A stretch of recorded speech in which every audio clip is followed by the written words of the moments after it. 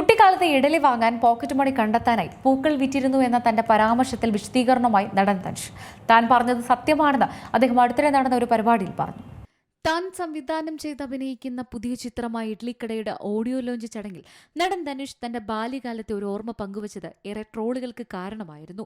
കുട്ടിക്കാലത്ത് ഇഡലി വാങ്ങാൻ പൂക്കൾ ശേഖരിച്ച് വിൽക്കാറുണ്ടായിരുന്നു എന്നാണ് നടൻ പറഞ്ഞത്. കുട്ടിക്കാലത്ത് എനിക്ക് ദിവസവും ഇഡലി കഴിക്കാൻ കൊതിയായിരുന്നു. പക്ഷെ അത് വാങ്ങാൻ പൈസയില്ലായിരുന്നു. അതുകൊണ്ട് അയൽപ്പക്കങ്ങളിൽ നിന്നും പൂക്കൾ ശേഖരിക്കും. ഓരോ ദിവസം ഞങ്ങൾ ശേഖരിക്കുന്ന പൂക്കളുടെ അളവനുസരിച്ചായിരുന്നു ഞങ്ങൾക്ക് പണം കിട്ടിയിരുന്നത്.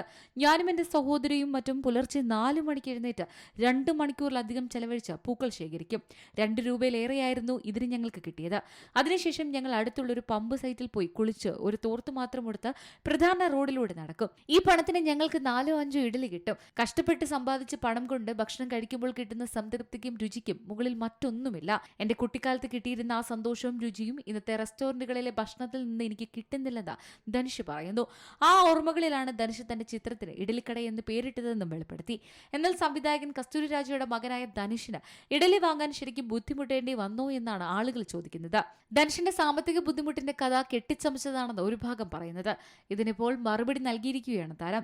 തന്റെ പ്രസംഗം മുഴുവൻ കേൾക്കാത്തവരാണ് ഇത്തരം ചോദ്യങ്ങൾ ഉയർത്തുന്നതെന്ന് ധനുഷ് പറഞ്ഞു. ഞാൻ ജനിച്ചത് 1983-ലാണ്. അച്ഛൻ സംവിധായകനാകുന്നത് 91-ലും. ആ സമയം വരെ കുടുംബത്തിൽ അത്യാവശ്യം ദാരിദ്ര്യമായിരുന്നു. അത്രയും കാലം സ്ട്രഗ്ലിംഗ് ആയിരുന്നു. 4 കുട്ടികളെ വളർത്തുക, അവരെ പഠിപ്പിക്കുക എന്നതെല്ലാം വലിയ ചെലവാണ്. 91-ൽ ആദ്യത്തെ പടം ചെയ്തെങ്കിലും ഇൻഡസ്ട്രിയിൽ ഒരു ഹോൾഡ് ലഭിച്ചത് 1995-ലായിരുന്നു. അതുവരെ വീട്ടിൽ ബുദ്ധിമുട്ടായിരുന്നു. പരമാവധി വീട്ടുകാരോട് പൈസ ചോദിക്കാതിരിക്കാൻ ഞങ്ങൾ 4 പേരും ശ്രമിക്കാറുണ്ട്. അതിന്റെ ഭാഗമായിട്ടാണ് തോട്ടത്തിൽ പണിയെടുത്തതും പൂ പറിച്ചു വിറ്റ് പൈസ ഉണ്ടാക്കിയതുമെല്ലാം. അതിൽ വിമർശിക്കുകയോ കളിയാക്കുകയോ ചെയ്യേണ്ട ആവശ്യമില്ലെന്ന് ധനുഷ് പറയുന്നു. News desk C Malayalam news. ഏറ്റവും പുതിയ വാർത്തകളും വിശേഷങ്ങളും വിരൽത്തുമ്പിലറിയാൻ സി മലയാളം ന്യൂസ് എല്ലാ ഡിജിറ്റൽ പ്ലാറ്റ്ഫോമുകളിലും ലഭ്യം.